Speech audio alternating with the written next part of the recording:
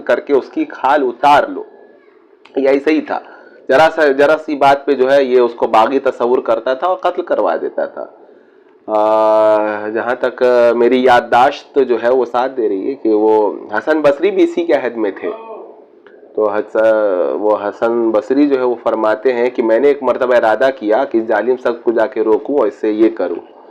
تو پتہ چلے یہ مسجد میں جو ہے یہ خطابت کر رہا ہے, یہ کچھ کا بیان کر رہا ہے.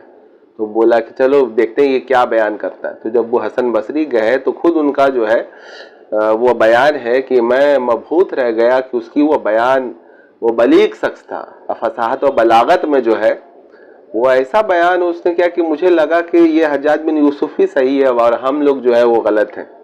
تو یہ اس کی وہ سحر, اس کے بیان میں یہ ایک سحر تھا. ظاہر وہ ادب سے اور اس ظاہر وہ قابل شخص, تبھی تو وہ اعراب کا لگانے والا وہ کام کیا.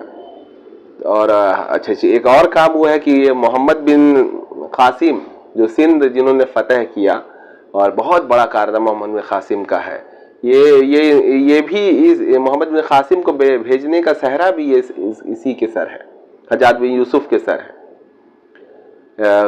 ایک روایت میں آتا شاید اس کا وہ رشتہ دار بھی وہ تھے.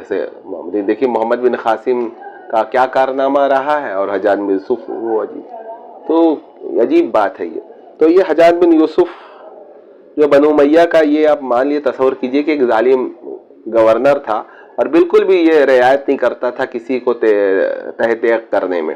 تو ایک اور شخص کی سامت آئی تو وہ بھی اس کا لہجہ, اس کے بات کرنے کا طریقہ جو ہے اس کو حجاج کو پسند آیا, تو اس نے قتل کرنے کا ارادہ کر لیا.